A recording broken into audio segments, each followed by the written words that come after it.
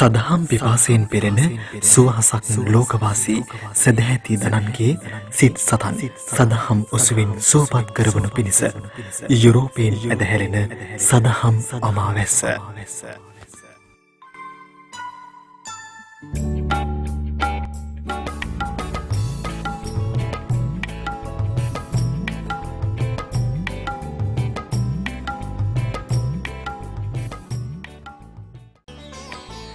ඉතාලියේ රෝම නගරයේ ශාක්‍ය මුනි විහාරස්ථානය මගින් සෑම ඉරුදිනකම යුරෝපාවේලාවෙන් රාත්‍රී 8ට සංවිධානය කරනු ලබන රෝම ධර්මදේශනා මාලාවේ තවත් එක් ධර්මානුශාසනාවක් ඔබේ ප්‍රඥාලෝකය පිණිස මෙසේ තිළිඳ කිරේ.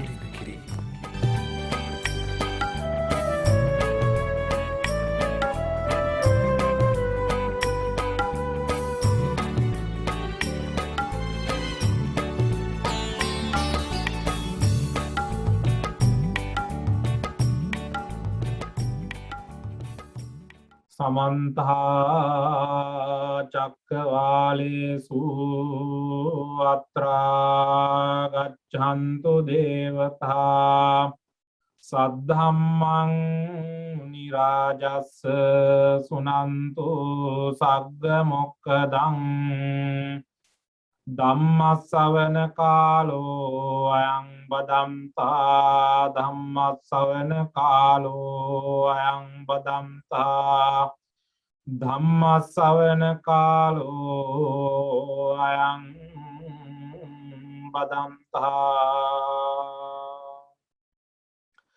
නමෝ තස් භගවතෝ අරහතෝ සම්මා සම්බුද්දස්ස. නමෝ තස් භගවතෝ අරහතෝ සම්මා සම්බුද්දස්ස. නමෝ තස් භගවතෝ අරහතෝ සම්මා සම්බුද්දස්ස.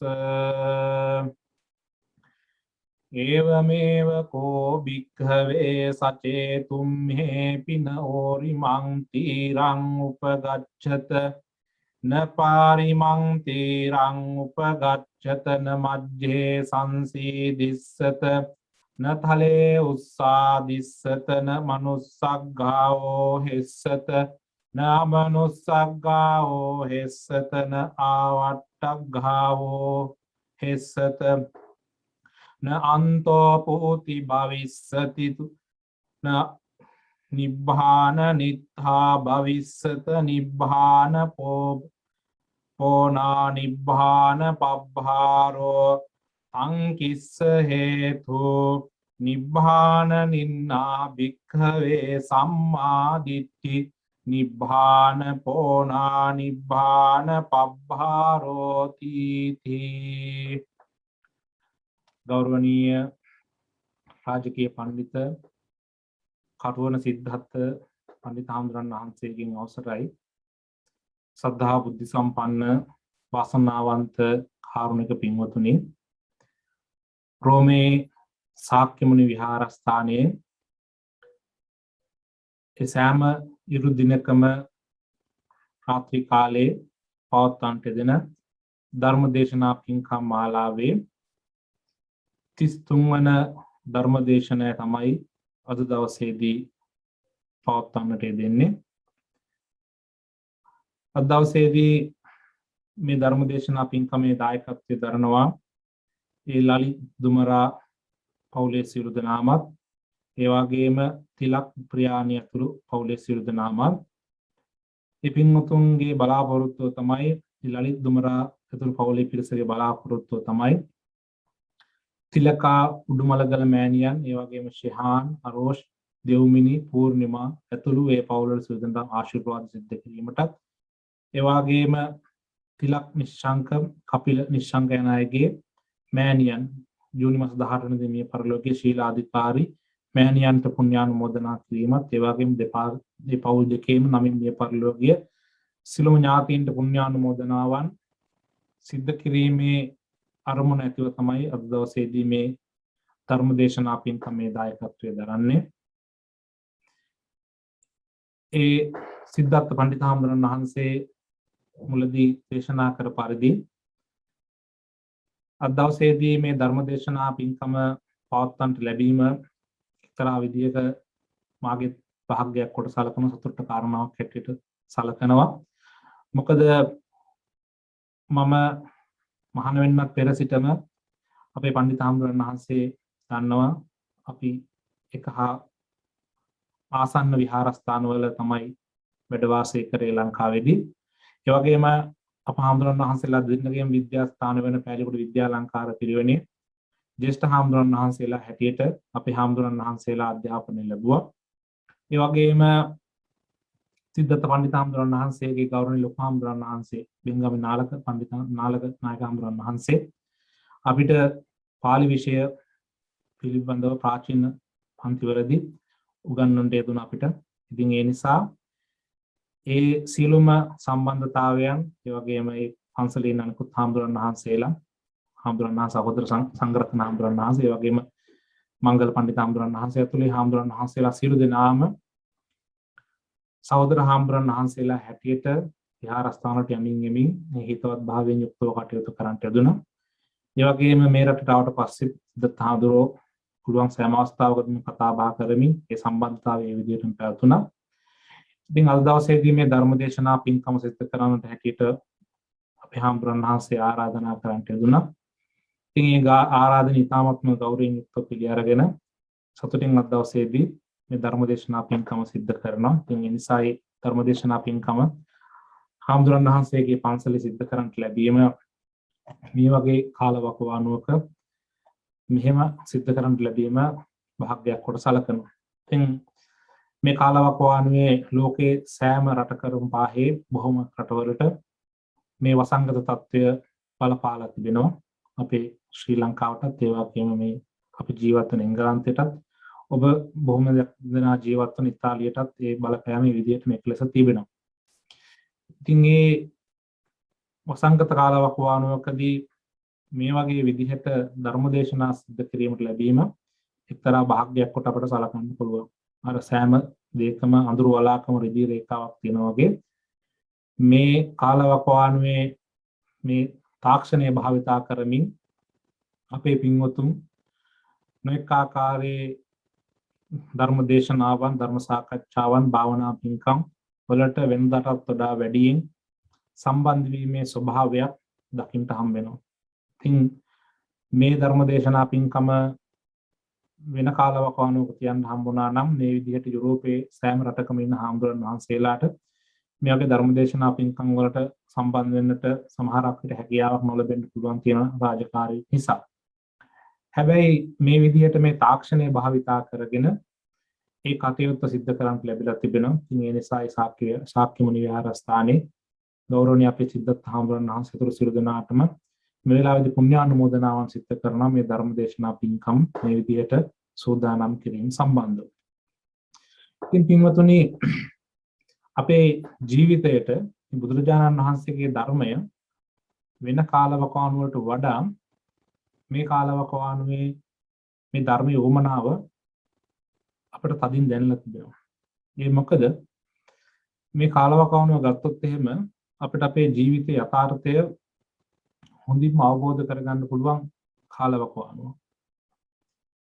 මොකද ලෝකේ දවසක් ගත්තොත් මේ දවසට බොහෝ දෙනෙක් මිය පරලොව යනවා. ඒ වගේම බොහෝ දෙනෙක් මේ ලෙඩ රෝග වලට මුහුණ දෙනවා, ගොදුරු වෙනවා. ඒ වගේම තවත් නොඑක් ආකාරයේ විපක්තින් කරදර තමන්ගේ ජීවිතයට එනවා. මේ සෑම තැනකදීම අපිට අවබෝධ කරගන්න ඕන කාරණාව තමයි මේ ලෝකයේ තුල කිසිවක් අපි හිතන විදිහටවත් අපි ප්‍රාර්ථනා කරන විදිහටවත් අපිට අහන්නවත් දකින්නටවත් විඳින්නටවත් ලැබෙන්නේ නැහැ. ඒක තමයි බුදුරජාණන් වහන්සේගේ දේශනාවන් පුරාවටම අපිට අවබෝධ කරගන්න තියෙන්නේ. එතකොට පින්වතුනි එහෙම අපි ප්‍රාර්ථනා කරන දේවල් අපි බලාපොරොත්තු වෙන දේවල් ඒ විදිහටම අහන්නට දකින්න විඳින්න නොලැබෙනවා කිව්වම බුදුරජාණන් වහන්සේගේ දහම තුල කාටද කෙනෙක්ට ප්‍රශ්නයක් නැගෙන්න පුළුවන්. එතකොට මේ ජීවිතය තුළ විඳීමක් අපිට නැද්ද කියන කාරණාව. බුදුරජාණන් වහන්සේ දේශනා කරනවා ඒ විඳීම ඇති කරගන්න ඕන කවදා හරි දවසක මේ සෑම දෙයක්ම අපිට අතහැර දාලා යන්න වෙනවා කියන අදහස අපේ සිත් තුළ දරාගෙන තමයි කටයුතු සිදු කරන්න ඕන. කෙනෙක් හිතනවා නම් මේ තියෙන සැප සම්පත්තියෙන් වෙන්න පුළුවන්, අනිකුත් බාහිර වස්තුන් වෙන්න පුළුවන්, මේ සෑම දෙයක්ම තබාගෙන මට මගේ ජීවිතේ මට පුළුවන් උපරිමයෙන්ම මින්දමින් ගත කරනවායි කියලා කෙනෙක් හිතුවොත් එහෙම ඒ කෙනාට ඒ දේවල් විඳින්නට එහෙම නැත්නම් ඒ ජීවිතේ ගත කරන්න පුළුවන් කාලාවකවනක් තිබෙනවා. ඒ නිසා අපි සෑම දෙයක්ම මධ්‍යම ප්‍රතිපදාවෙන් යුක්තව සිදු කරමින් මේ ජීවිතයේ යථාර්ථය අවබෝධ කරගනිමින් කටයුතු කරන්න පුළුවන් නම් මේ කාලවකවානුවේ අපි හැමෝටම වැදගත් වෙනවා. මොකද අපිට මොනතරම් වස්තුන් තිබුණත්, මොනතරම් සැප සම්පත්තින් තිබුණත්, මොනතරම් මිල මුදල් තිබුණත් මේ රෝගයකට පුළුවන් වුණා කාලයකට අපිව එක තැනකට තියලා ජීවිතය ගත කරන්න. මිනිසුන්ට මේ කාලවකවානුව ඉතාමත් අසීරු කාලවකවානුවක් වෙන්න පුළුවන්. මොකද එක තැනකට වෙලා තමන්ගේ රාජකාරී සමහරකට නියෝජනය සිද්ධ කරමින්, දරුමල්ලන්ගේ කටයුතු සිද්ධ කරමින්, අනෙක් කටයුතු සිද්ධ කරමින්, සමහරක් විට මේ වගේ රටක ජීවත් වෙනකොට තමන්ගේ මවුරට යන්න බැරුව ඒ මව්පිය අසනීප වෙලා ඒ වගේ තව කරදර වලට මුහුණ පාලා ඒ වගේ කාලවකවානුවක් වෙන්න පුළුවන්. ඒ සෑම තැනකදීම අපි අවබෝධ කරගත යුතු කාරණාව තමයි ධර්මානුකූලව මෙන්න මේ කාරණාව අවබෝධ කර ගැනීම. එනිසා බුදුරජාණන් වහන්සේගේ දේශනාවන් තුළ සෑම තැනකදීම අපිට පුරුදු පුහුණු කරනවා මේ දුකක් දැනෙනකොට එහෙම නැත්නම් ජීවිතය තුළ යම් විදිහේ අඩුපාඩුකම් සිද්ධ වෙනකොට ඒ දේවල් නිවැරදි කරගෙන ජීවිතය ගත කරන්න පුළුවන් වෙන්නේ කොහොමද කියන කාරණාව මේ සෑම සූත්‍ර දේශනාවකම, යොගින් ධම්පදයේ තියෙන සෑම ගාථාවක්ම එක ගාථා පදයක් අපේ ජීවිතයට ආරෝපණය කරගන්න පුළුවන් නම් තේරුම් අරගෙන ඒනු අපේ ජීවිතය ගත කරන්න පුළුවන්කමක් ලැබෙනවා නම් අන්න ඒ කෙනා මේ කාලවකවානුවේ තමන්ගේ ජීවිතය සාර්ථක කරගත්ත වෙනවා. නිසා මේ විවේකය ලැබිලා තියෙන එක්තරා විදිහේ විවේකය අර්ථවත් විදිහට අපි හැමෝටම ගත කරන්න පුළුවන් නම් ඒක තමයි අපි මේ කාලවකවානුව ලබා ගන්න විශාලම දියුණුව බවට පත්වන්නේ. ඒ නිසාම තමයි මේ හාමුදුරන් වහන්සේලා මේ විදිහේ දේශනාවන් සූදානම් කරගෙන ඒ දේශනාවන් මේ පින්වතුන්ට අහන්න සලස්වලා ඒ තුලින් නැගෙන ගැටළු ප්‍රශ්න දේවල් විසඳගෙන මේ ධර්මය අවබෝධ කරවන්නට උත්සාහ කරන්නේ. ඒ නිසා මේ කාලවකවානුවේ එහෙම හරි ධර්ම දේශනාවක් ශ්‍රවණය කරගෙන තමන්ගේ ආධ්‍යාත්මික ජීවිතය සංවර්ධනය කරගන්න ලැබීම අපි හැමෝටම ලැබෙන වාග්යක් කොට සලකන්න පුළුවන්. ඒ නිසාවෙන්ම අද දවසේදී පින්වතුන්ට ධර්ම දේශනා කිරීම සඳහා මා මාතෘකා පාඨය වශයෙන් ලැබුවේ සූත්‍ර පිටකයේ තිබෙන තාරුක්ඛන්දෝපම සූත්‍ර දේශනාව. සංයුක්ත නිකායේ 4 වන කොටසට අයිති ආසීවිස වග්ගයට අයිති දාරුක්ඛන්දෝපම සූත්‍රය තමයි මා මාතෘකා පාඨය වශයෙන් ලැබුවේ. දාරුක්ඛන්දෝපම සූත්‍ර දේශනාවේදී බුදුරජාණන් වහන්සේ දර කොටයක් උපමා කරගනිමින් තමයි මේ දේශනාව සිද්ධ කරනු ලබන්නේ. බුදුරජාණන් වහන්සේ අයෝධ්‍යා නුවර සමීපයේ ගංගානම් ගංගාසබඩට එක් දිනක භික්ෂුන් වහන්සේලා පිරිසක් සමග වැඩම කරන්නට යෙදුණා. බුදුරජාණන් වහන්සේ මේ ගංගානම් ගඟේ යුරේ වැඩ ඉන්නකොට භික්ෂුන් වහන්සේලා සමග ගඟේ පාවෙන දර කොටයක් දැක්කා.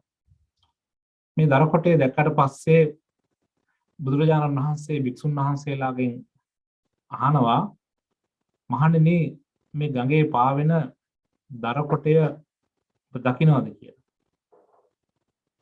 මහන්තං දාරුක්ඛන්දං ගංගාය නදියා තීරේ සෝතේන උය්‍යමානං දිස්වාන වික්ඛවාමන්තේසි කියලා මේ සූත්‍ර දේශනාවේ සඳහන් වෙනවා. භික්ෂුන් වහන්සේලාගෙන් අහනවා මේ දර කොටේ දැක්කද? භික්ෂුන් වහන්සේලා පිළිතුරු දෙනවා එසේ බුදුරජාණන් වහන්සේ දර කොටේ පේනවා කියලා. මේ වෙලාවේදී තමයි බුදුරජාණන් වහන්සේ මේ දර කොටේ උපමා කරගනිමින් දේශනාව සිද්ධ කරන්නේ. බුදුරජාණන් වහන්සේ දේශනා කරනවා සචේකෝ භික්ඛවේ දාරුක්ඛන්දන ඕරිමන් තීරං උපගච්ඡති. මේ දරකඳ මෙතරට නොපෙමිණියේ නම් මේ දරකඳ අපි මේ භික්ෂුන් වහන්සේ බුදුරජාණන් වහන්සේ ඇතුළු ගෞරවනීය මහා සංඝරත්නය වැඩ සිටින යුරට ගැසුවේ නැත්තම් ඒ වගේම න පාරිමන්තීරං උපගච්ඡති. ඊතරට අනිත් යුරට ගැසුවේ නැත්තම් ඒ වගේම න මජ්ජේ සංසීදිස්සත. මැද ගිලුනේ නැත්තම් ඒ වගේම න තලයේ උස්සාදිස්සත. ගොඩට නොගැසුවේ නම් ඒ වගේම න මනුස්සග්ගා හෙස්සත. ද මනුස්සග්ගා භවිස්සත. මනුෂ්‍යයන්ගෙන් ගැනීමක් සිද්ධ වුණේ නැත්තම් න අමනුස්සග්ගාහි භවිස්සත. මනුෂ්‍යයන් ගැනීමක් සිද්ධ වුණේ නැත්තම් ඒ වගේම න ආවට්ටග්ගාහ භවිස්සත.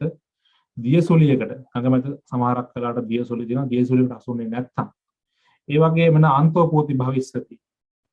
මැද කුණුනේ නැත්තම් ඒවම් භික්ඛවේ සෝ දාරුක්ඛන්தோ සමුද්දෝ නිත්තෝ භවිස්සති. මේ දරකඳ මහ මූද කරා ගමන් කරනවා කියලා. කර්ම 8ක් බුදුරජාණන් වහන්සේ දේශනා කරනවා. ඒ දරකඳ මෙතරට ඒ වගේම ඊතරට ඒ වගේම මැද ගිලුනේ නැත්තම් ගොඩට ගඟින් ගොඩටම ගැසුවේ නැත්තම් රැල්ලකට අපි මොකක් හරි එකට අසලා ගොඩටම ගැසුවේ නැත්තම් ඒ වගේම මිනිස්සෙක් විසින් ගැනීමක් සිද්ධ වුණේ නැත්තම් ඒ වගේම අමනුෂ්‍යෙක් විසින් ගැනීමක් සිද්ධ වුණේ නැත්තම් ඒ වගේම දියසුලියකට හසුුනේ නැත්තම් එනම නැත්තම් මැද කුණුනේ නැත්තම් මේක මහ මූද කරා ගමන් කරනවා කියලා කියනවා. ඇයි මේ මහ මූද කරා ගමන් කරන්නේ?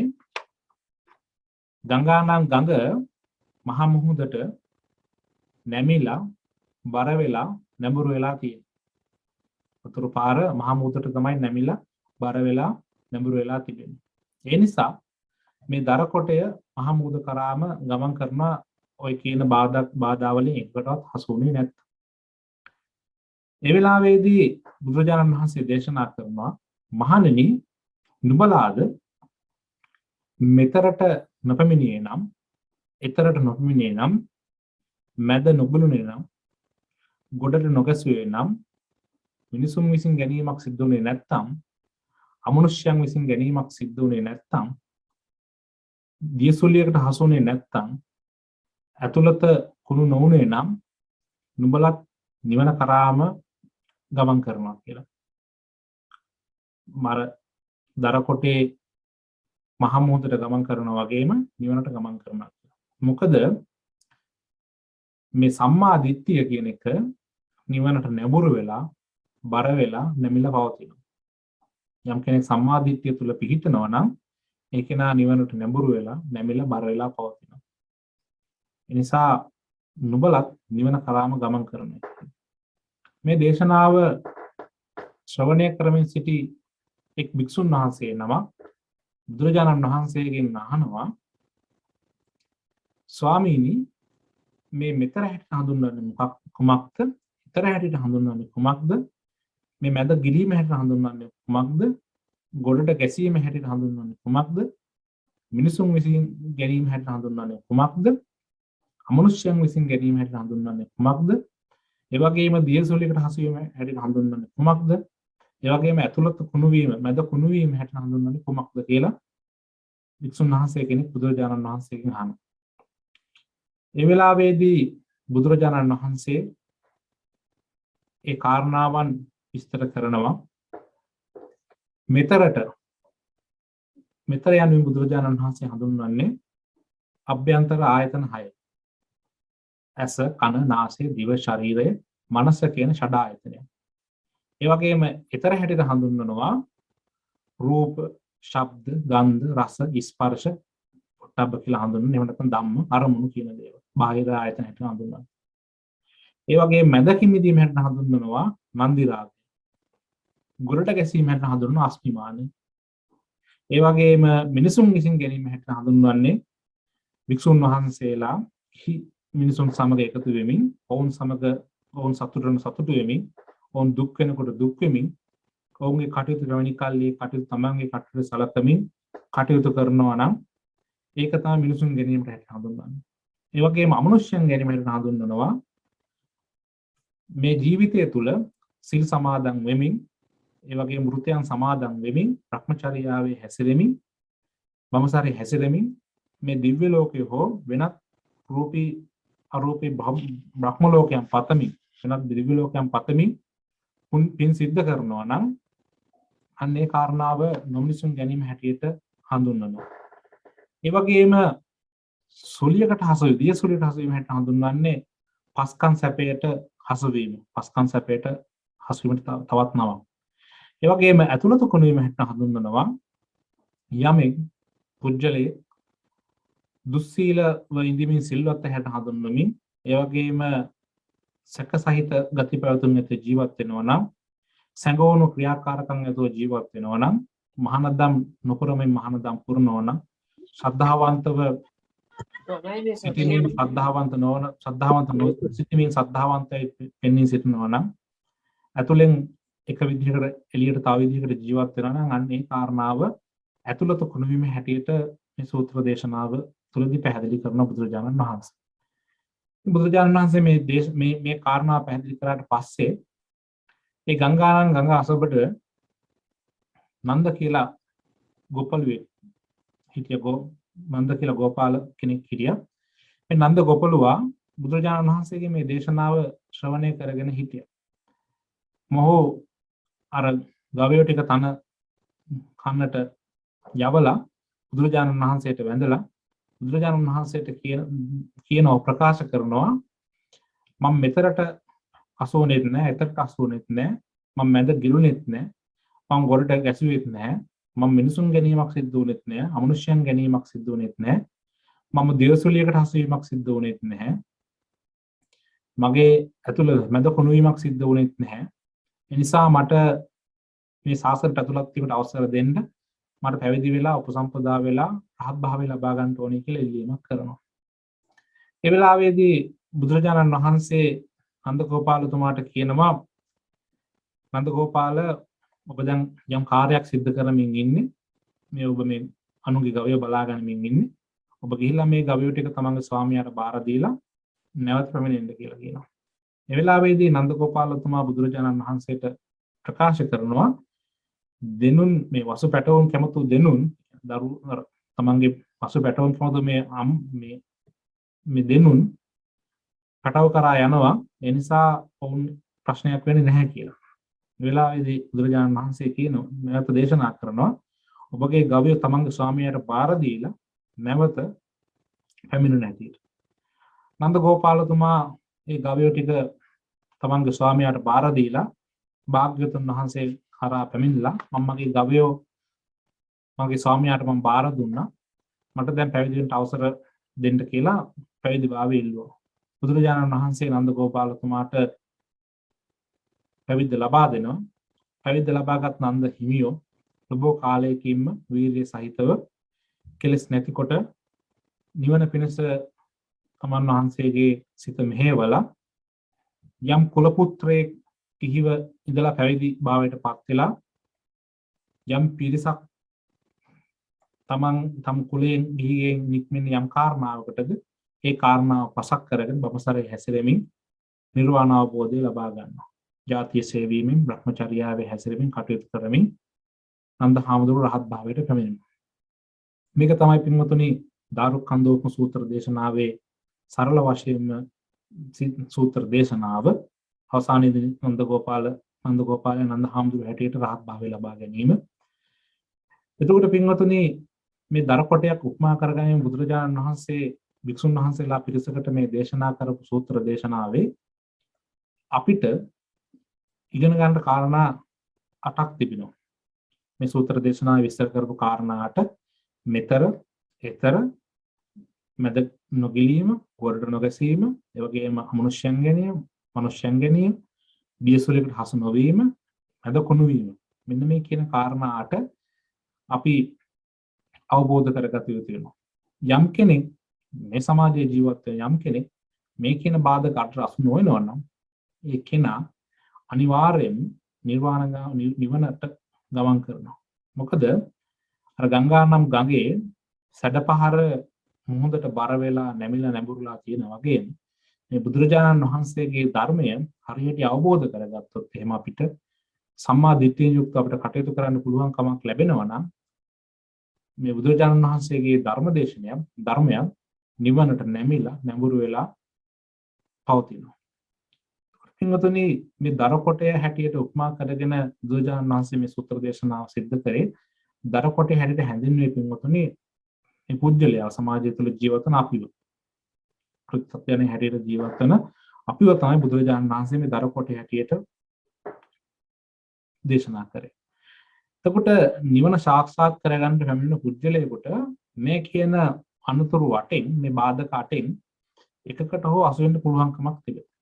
එතකොට මේ සම්බන්ධව නිවැරදි අවබෝධයක් අපි හැමෝටම තියෙනවා නම් පින්වතුනි මේ බාධා වලට අසු නොවි ගමන් කරන්න පුළුවන් කමක් තිබෙනවා. ඒක නිසා තමයි පැහැදිලි කරේ මේ සූත්‍ර දේශනාවේදී ගංගානම් ගඟේ සැඩපහර මුහුදට නැමිලා බර වෙලා නැඹුරු වෙලා තියෙනවා කියන වචනේ පාවිච්චි කරේ දේශනාව තුළ. ඒ නිසාම තමයි. මේ බාධක අටට යම් කෙනෙක් අසු නොවෙනවා නම් ඒ කෙනා නිවන කරාම නැමිලා නැඹුරු වෙලා පවතිනවා. මේ සූත්‍ර දේශනාවේ පළවෙනි කාරණේ හැටියට හඳුන්වන්නේ මෙතර. මෙතර හැටියට හඳුන්වන්නේ ආධ්‍යාත්මික ආයතන 6. ඇස, කන, නාසය, දිව, ශරීරය, මනස කියන අභ්‍යන්තර ආයතන 6 තමයි මෙතර හැටියට හඳුන්වන්නේ. එතකොට පින්වත්නි මේ දරකොටය මෙතරට ඉවුරට ගැසුවොත් එහෙම මොහොත කරා යන්නේ නැහැ වගේ මේ කියපු බාහිර ආධ්‍යාත්මික ආයතන වලට යම් කෙනෙක් හසු වෙනවා නම් ඒ කෙනාටත් නිවන කරා ළඟා වෙන්න පුළුවන් කමක් ලැබෙන්නේ නැහැ කියලා කියනවා. ඒ වගේම මෙතනදිම දේශනා කරනවා ඊතර හැටියට බාහිර ආධ්‍යාත්මික බාහිර ආයතන රූප, ශබ්ද, ගන්ධ, රස, ස්පර්ශ, ධම්ම. පොට්ටබ්බ කියලා හඳුන්වන ස්පර්ශය, ඒ වගේම ධම්ම කියන කොටසෙන් හඳුන්වන අරමුණු කියන දේ. ඇසට රූපත්, ඒ වගේම කනට ශබ්දත්, නාසයට ගඳ සුවඳ, දිවට රසය, ශරීරයට ස්පර්ශය, මනසට අරමුණු. මේ දේවල් තමයි බාහිර සහ ආධ්‍යාත්මික ආයතන හැටියට හඳුන්වන්නේ. එතකොට මේ දරකොටය එහෙම නැත්නම් මේ පුජ්‍යලයා මේ ඊතර මෙතර තියෙන බාහිර හා ආධ්‍යාත්මික ආයතන වලට හසු වුණොත් එහෙම නිවන කරා ළඟා වෙන්න පුළුවන් කමක් ලැබෙන්නේ. ඒ සම්බන්ධවම දම්පදයේ බ්‍රාහ්මණවගේ ගාථාවක් තිබෙනවා. යස්ස පාරං අපාරං වා පාරා පාරන්න විජ්ජති විතද්දරං විතං යුක්තං තමහම් රූමි බ්‍රාහ්මණ. යම් පුජ්‍යලේ මේ ඊතර මෙතර තිබෙන ආයතන වලට හසු වෙනවා නම් හසු නොවෙනවා නම් ඒ කෙනා ඒ බ්‍රාහ්මණයට හඳුන්වන රහතන් වහන්සේ නිවන කරා ළඟා කරන රහත් භාවයට පත් වෙනවා කියන කාරණාව බ්‍රාහ්මණ වර්ගයෙන් පැහැදිලි කරනවා. එතකොට පින්වතුනි මේ ඊතර මෙතර තියෙන ආයතනට බැඳිලා තණ්හාවෙන් උපාදානය කරගත්තොත් එහෙම අල්ලගත්තොත් එහෙම මොහොත කරා ළඟා වෙන්න බෑ වගේ අපිට නිවන කරා යන්න පුළුවන් කමක් ලැබෙන්නේ නැහැ. තණ්හාව ඇති වෙන්නේ පින්වතුනි විඳීම මුල් කොටගෙන. අපි මේ සෑම දෙයක්ම සිද්ධ කරන්නේ මෙන්න මේ කියන විඳීම මුල් කරගෙන. ඇහෙන් රූප දකින්නේ, කනෙන් ශබ්ද අසන්නේ, නාසයෙන් ගඳ සුවඳ ආග්‍රහණය කරන්නේ, දිවෙන් දිවට දැනෙන රසය, ඒ වගේම ශරීරයට දැනෙන ස්පර්ශ, මනසට දැනෙන අරමුණු මේවා විඳින්නේ. විඳීම යහපත්ව යහපත් වෙන්න පුළුවන්. මේ විඳීම ඇති කරන්නේ තණ්හාව නිසා. කියන කැමැත්ත නිසා. එතකොට පින්වතුනි ඇහැට රූපයක් පේනකොට ඒ තුළ විඳීමක් ඇති වෙනවා. තින්නම් සංගති පස්සෝ ඇහැට රූපේ ස්පර්ශ වෙනකොට තමයි දැනීම එහෙම නැත්නම් විඥානය ඇති වෙන්නේ. පස්සපච්චා වේදන. ස්පර්ශය තුලින් තමයි විඳීමක් ඇති වෙන්නේ. ඒතකොට මේ විස්පර්ශයක් එහෙම නැත්නම් ගැටීමක් නැත්නම් විඳීමක් ඇති වෙන්නේ නැහැ. එතකොට ඒ විඳීම තමයි අපි උපාදානය කරගන්නේ. එහෙම නැත්නම් අල්ලගන්නේ. ඒ තුල තමයි අපි හොඳයි, සැපයි කියලා, ලස්සනයි කියලා බැඳෙන්නේ. බැඳුනට පස්සේ මේ දේවල් අපිට ඕන විදිහට පවත්වන්නට අපි උත්සාහ කරනවා. එතකොට පින්වතුනි මේ හේතු ප්‍රත්‍යයෙන් හටගන්න දේවල් හේතුව නිරුද්ධ වීම තුළ ඵලය නිරුද්ධ වෙනවා කියන කාරණාව අපිට අවබෝධ වෙන්න ඕන. මේ අවබෝධ නොවන තාක් කාලයක් තමයි අපිව දැඩි උපාදානය කරගන්නේ. අනිත්‍යයි කියලා අපි හඳුන්වනවා. හැබැයි අනිත්‍යයි කියන එක වචනෙන් දැනගත්තට අපිට ප්‍රමාණවත් වෙන්නේ නැහැ. අපි දන්නවා අපි කතා කරන මේ හැම දෙයක්ම අනිත්‍යයි කියලා කෙනෙකුට ඉතාම සරල වශයෙන් ප්‍රකාශ කරන්න පුළුවන්. හැබැයි ඒ අනිත්‍යයි කියන එක සරල වශයෙන් ප්‍රකාශ කරාට Tamante ඒ දේවල් නැති වෙනකොට දරා ගන්න හරි අමාරුයි. ඇයි ඒ කාරණාව තමන් අනිත්‍ය වචනයක් හැටියට දැනන් හිටියට ඒක ක්‍රියාවෙන් වෙන්නේ කොහොමද කියන දේ පිළිබඳව අවබෝධයක් නැති නිසා. එතකොට පින්වතුනි මේ ආධ්‍යාත්මික ආයතනත් අනිත්‍යයි, බාහිර ආයතනත් අනිත්‍යයි. මේ ඇස කන නාසය දිව ශරීරය මනස කියන මේ ආධ්‍යාත්මික ආයතනත් රූප ශබ්ද ගන්ධ රස ස්පර්ශ කියන මේ බාහිර ආයතනත් මේ ඊතර මෙතර හැට හඳුන්වපු බාහිර සහ ආධ්‍යාත්මික ආයතන මේ ෂඩ ආයතන ඊතර මෙතන තිබෙන ආයතන සියල්ලක්ම අනිත්‍යයි.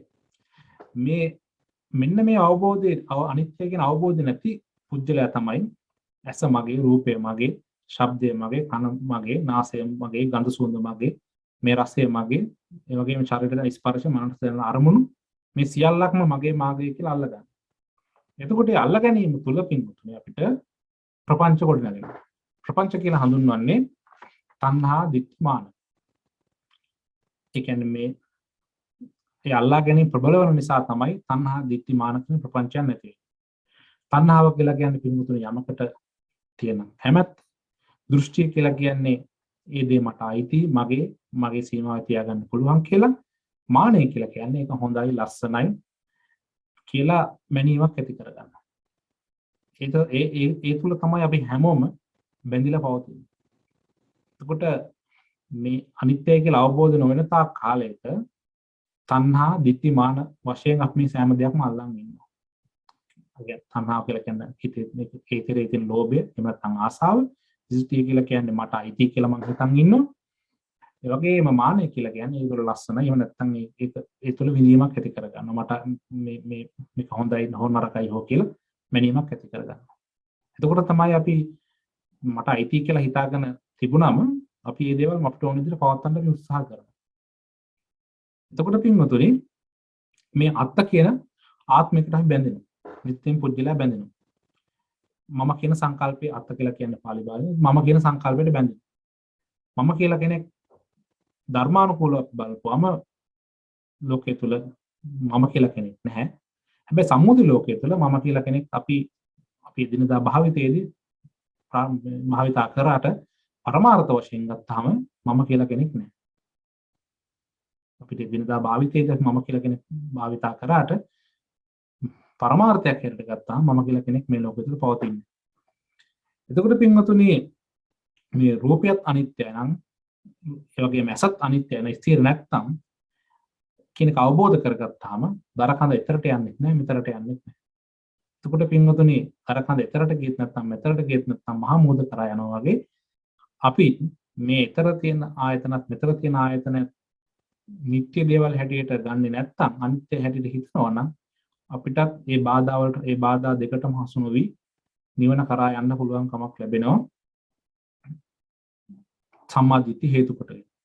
එතකොට පින්වතුනි මේ ඊතර හරි මෙතර හරි දෙන ආයතනයන් අල්ලාගත්තේ නැත්නම් බැඳීමක් අපිට ඇති වෙන්නේ නැහැ. උපාදානය කරගත්තේ නැත්නම් ඒ තුළ බැඳීමක් ඇති වෙන්නේ නැහැ. දැන් අපි උදාහරණයක් හැටියට ගත්තොත් එහෙනම් පින්වතුනි මල ආධ්‍යාත්මික ආයතන ඇහින් බාහිර ආයතනයක් හැටියට රූප හැටියට මල අපි දකිනවා. එතකොට ඒ දැකීම තුළ ස්පර්ශයක් එහෙම නැත්නම් විදීමක් ඇති වෙනවා. එතකොට මනසට නැගිනවා ඒක ලස්සනයි, සුවඳයි, පෙති පාට මේ විදිහයි, මේකේ සුවඳ මේ විදිහයි කියලා අපි මැනීමක් ඇති කරගන්න, විදීමක් ඇති කරගන්න. අන්නේ විදීම තුළ තමයි තණ්හාවක් ඇතිවන්නේ. මේ විදීම තුළ හිතුවොත් එහෙම මේක මම ගිහිල්ලා මගේ ගෙදර හදා ගන්න ඕනේ, එහෙම නැත්නම් මේක ඡායාරූපයක් අරගෙන මම තියා ගන්න ඕනේ කියලා අන්නේ විදීම තමයි අපි ඊට පස්සේ පසුපස යන්න පටන් ගන්න. අනිත් ආයතන වලටත් ඒ විදිහටම තමයි. කනට ඇහෙන ශබ්ද, නාසයට ගඳ සුවඳ, දිවට දැනෙන රසය, ශරීරයට දැනෙන ස්පර්ශය, මනසට දැනෙන අරමුණු තියෙනවා. අපි හැම වෙලාවෙම උත්සාහ කරනවා නිතර මේ දේවල් ඒ විදිහට නැවත ගන්න. එතකොට මේ සෑම දෙයක්ම අපි සිද්ධ කරන්නේ මේ කියන ඡඩ ආයතන 6 සන්තර්ක කරන්න. එතකොට ඒ නිසා තමයි කියන්නේ විඳීම හේතු කරගෙන තමයි තණ්හාවෙන් බැඳෙන්නේ. හැබැයි කොයිම වෙලාවකත් මේ මල දකිද්දී හිතන්නේ නැහැ මේක කොයි වෙලාවක හරි මේක පර වෙනවා කියන කාරණාව අපේ ඔළුවට එන්නේ නැහැ. මේ විඳින මොහොතේදී විඳින වෙලාවේදී අපි හිතන්නේ මේක පර වෙනවා කියලා. හැබැයි අපි දන්නවා මේ මල පර වෙනවා කියලා. නමුත් දකින මොහොතේදී මේ මල ඒ විදිහට පර වෙනවා එහෙම නැත්නම් විනාශ ස්වභාවයට යනවා කියලා අපි දකින් හිතන්න උත්සාහ කරන්නේ නැහැ. අපි නුවණින් මේ කාරණාව දකින්නේ නැහැ. නමුත් පින්වතුනි මේ ධර්මයේ පිළිබඳ අවබෝධයක් තියෙන ප්‍රඥාවන්ත පුජ්‍යලයා මේ මල දිහා බලනකොට මේක පවතින තත්ත්වෙන් අන්පරිද්දකට පත් වෙනවා කියන කාරණාව තේරුම් ගන්න. බලන මොහොතේදී මේ මොහොතේදී ඒක අන්පරිද්දකට පත් වෙනවා. ඒක අපිට භෞතික වශයෙන් පේන්නේ නැති වෙන්න පුළුවන්. හැබැයි මේ මොහොතක් පාසා ඒ තියෙන තත්ත්වෙන් අන්පරිද්දකට පත් වෙනවා. එතකොට ඒ අන්පරිද්දකට පත් වෙනවා කියන කාරණාව තේරුම් ගන්න පුළුවන් නම් පින්වතුනි ප්‍රපංච එහෙම නැත්නම් තණ්හා දිට්ඨි මහාන ගොඩනැගීමක් සිද්ධ වෙන්නේ නැහැ. එහෙම දකින්න නැති වුණාම තමයි අපිට තණ්හා දිට්ඨි මාන කියන ප්‍රපංචයන් ගොඩනැගෙන්නේ. එතකොට පඨවි ආපෝ තේජෝ වායෝ කියන සතර මහා භූතයන්ගෙන් සෑදුණු ධාතුන්ගෙන් නිසා ඇතිවෙච්ච මේ දේවල් හේතුව වෙනස් වීම තුළ ඵලය වෙනස් වෙනවා කියන කාරණය මල අන්පරිද්දකට පත් වෙනවා කියන කාරණය අපිට තේරුම් ගන්න පුළුවන් වෙනවා. ධාතුන් නිසා හටගත්ත මේ මල ධාතුන් හේතු කොටගෙනම පර වෙන්න පටන් ගන්නවා. සමහරක් විට උදේට පිපුණු මල හවසට පර වෙන්න පුළුවන්කම තියෙනවා.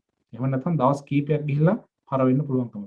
හැබැයි අපිට පර වෙලා කියලා පේන්නේ අර මල් පෙති ටික මැල වෙලා එහෙම නැත්නම් ගහේ දෙන කොළ ටික මැල වෙලා වැටෙනකොට එක පෙත්ත වැටෙනකොට සාමාන්‍යයෙන් දැන් මේ වගේ රටවල් මිනිස්සු ජීවත් වෙනකොට දකිනවා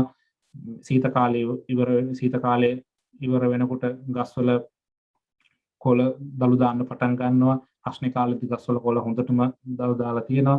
ඒ වගේම සීත කාලේ පටන් ගන්නදී නැවත ඒ කොළ වැටෙනවා.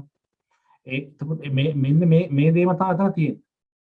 එතකොට පෙනෙන්න පටන් ගන්නේ අර කොළ වැටෙන්න පටන් ගන්න මල් පෙති වැටෙන්න පටන් ගන්නවා. එතකොට පින්වතුනි මේ මල පිපිලා නැත්තම් පිපෙන පැත්තට රූපාංශ පහල කරනවා. පිපිලා ඉවර වෙලා තියෙනවා නම් පරණ පැත්තට රූපාංශ පහල කරනවා. උඩ මල පිපිලා ඉවරුන යම් මොහොතකද මේ මොහොතේ පටන් පර වෙන්න පටන් ගන්නවා. හැබැයි අපි ඒකට එක දවස් සමහරක් මල් දවස් ගාණක් ගියත් අපිට පේන්නේ නැහැ එහෙම පර වෙනවා කියලා. හැබැයි පිපිලා ඉවර වුණොත් යම් වෙලාවක ඒ වෙලාව ඉඳලා පර වෙන පැත්තට රූපාංශ පහළ කරනවා. එතකොට පින්වතුනි මේ පෘථග්ජන පුජ්‍යලයා මල දිහා බලනකොට ඒ විදිහට අනිත්‍යයි කියලා හිත අනිත්‍ය සංඥාවක් ඒ තුළ පහළ කරගන්නේ නැහැ.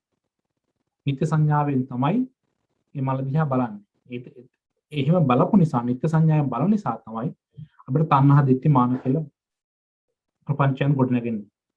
එතකොට පින්වතුනි මේ ආධ්‍යාත්මික ආයතන තුලින් බාහිර ආයතනෙන් ස්පර්ශ වෙනකොට ඒ ස්පර්ශ වෙන මොහොතේ පටන් අපිට නුවණ පහළ වෙන්න ඕන මේ දේවල් මේ විදිහට පවතින්නේ මේක වෙනස් වෙනවා මේ තත්ත්වෙන් අන්පරිද්දකටපත් වෙනවා නිත්‍ය දෙයක් නොවන හැටියට අනිත්‍ය දෙයක් හැටියට අපි දකින්න. එතකොට පින්වතුනි මෙන්න මේ වෙනස් වීමේ ස්වභාවය අනිත්‍ය ස්වභාවය හරියට අවබෝධ නොකරගත්තොත් එහෙම තමයි දුකක් ඇති වෙන්නේ.